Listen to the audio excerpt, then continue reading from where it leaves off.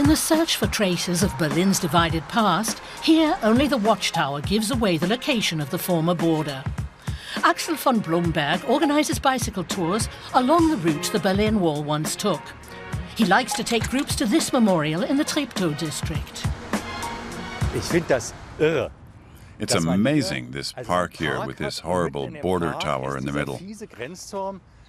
You can still see the openings through which they shot people. The contrast is incredible. The evil of the past and the beauty of today. This is what the border that surrounded West Berlin looked like. Explaining what it was like living in a divided city is a challenge. Most of the wall has been torn down.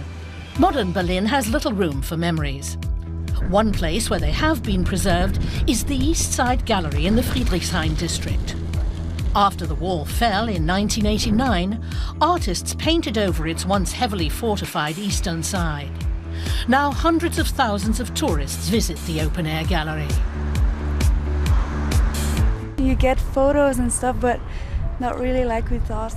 You get a little view of it, but I think it's hard to really understand how it really was. The East German regime began building the Berlin Wall in August 1961. The border between the communist East and capitalist West was closely guarded. Those who tried to escape from the East risked losing their lives.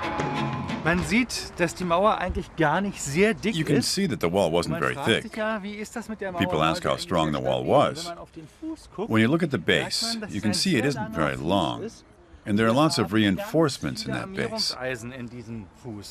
That means if you drive a truck into it here to try to break it down, you'll definitely have some problems. You have to hit several segments. They weigh more than 2 tons. The tour also takes groups to the former border crossing known as Checkpoint Charlie.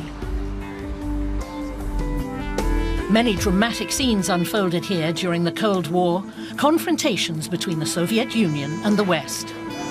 The private museum, House am Checkpoint Charlie, documents the stories of people who fled to the West.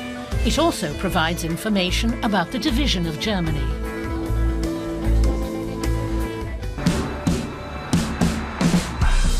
At Potsdamer Platz, in the middle of the new Berlin, cobblestones in the asphalt trace the path the wall once took.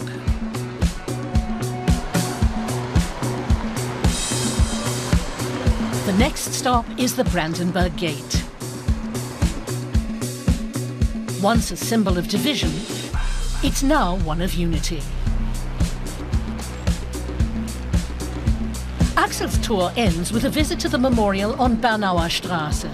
Here, the wall divided the districts of Mitte and Wedding. The fact that you can't get over it struck me when I was a child. Now we're visiting Berlin again, and I wanted to show my son. I find it very interesting that people were cooped up in that way. And it's somehow unsettling that they couldn't live freely. On the night the wall fell, Axel von Blomberg grabbed his bike and rode it through East Berlin for the first time. When I cycle along the path of the wall, I always think about how those of us in West Berlin only had 30 by 40 kilometers. I'm an old West Berliner. You always bumped into the wall. It was always there. The freedom and unlimited space we have today are always in my mind when I ride along this path. Das ist immer ein Empfinden auf dem Mauerweg für mich. The wall was 160 kilometers long. Eagle-eyed observers will be able to spot plenty of traces of the past, even though nature is reclaiming its last remnants.